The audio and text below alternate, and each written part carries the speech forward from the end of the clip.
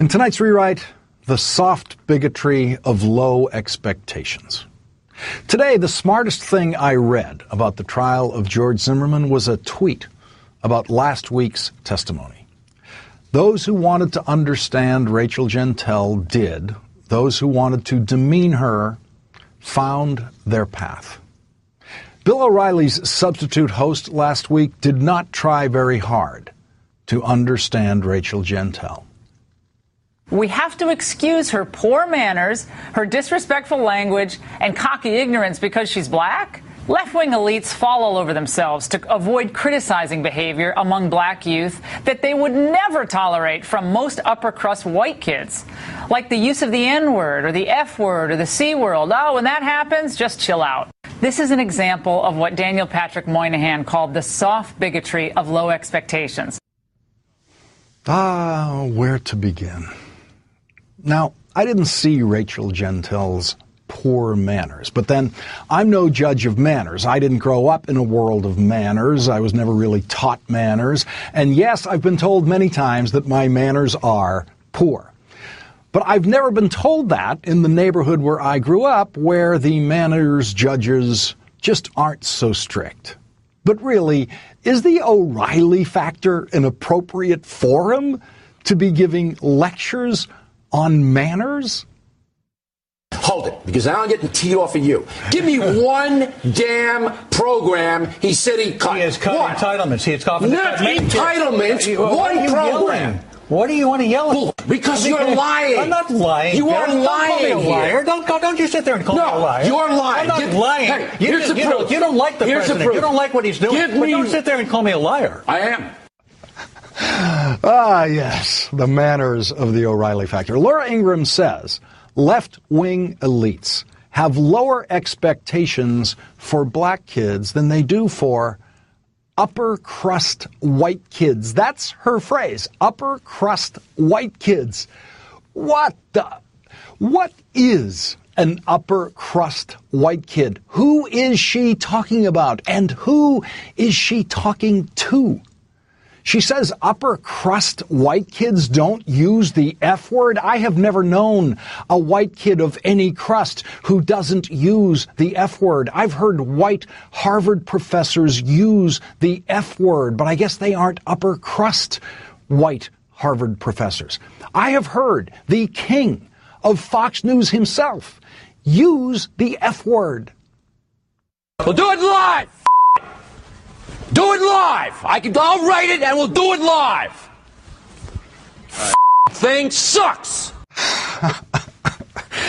But I guess, he wasn't an upper crust white kid.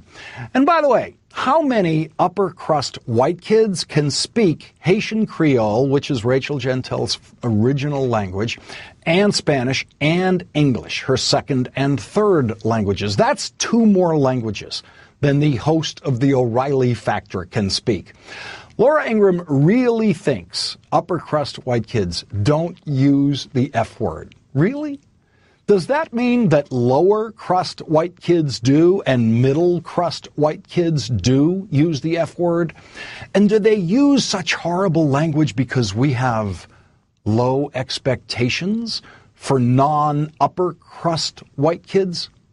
Are lower crust white kids also the victims of the soft bigotry of low expectations?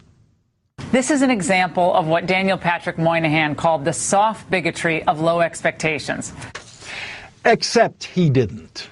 Daniel Patrick Moynihan never, ever said those words. Laura Ingraham wishes he did because Senator Moynihan had a very liberal voting record in the Senate, and right-wingers love to bolster their arguments by quoting liberals whenever possible, just like I like to quote Ronald Reagan on progressive income taxation and banning assault weapons. The soft bigotry of low expectations is, as most of you know, a very famous phrase from a very famous politician, way, way more famous than Senator Moynihan. And that politician repeatedly used the phrase in both of his successful campaigns for president. I will confront another form of bias. the soft bigotry of low expectations. This principle is challenging the soft bigotry of low expectations. How could the O'Reilly factor get that so wrong? How could Laura Ingraham attribute that very famous line to anyone but George W. Bush or Michael Gerson, the speechwriter who has publicly claimed credit for putting those words in President Bush's mouth? One way to get it so wrong is to use a couple of right-wing websites as your source for that quote because they obliviously attribute it, for some weird reason, to Senator Moynihan. Michael Gerson tells the story of how he got Bush to use that phrase in Gerson's book about putting words in Bush's teleprompter. This is not a hard fact to find or even hard to remember Bush saying it, as I have always easily remembered. But no one expects Fox News to get the facts right.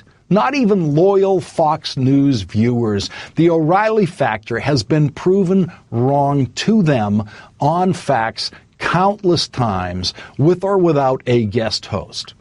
Being wildly wrong on facts is not a problem for the factor, because when it comes to getting the facts right, the factor audience has learned to have very low expectations.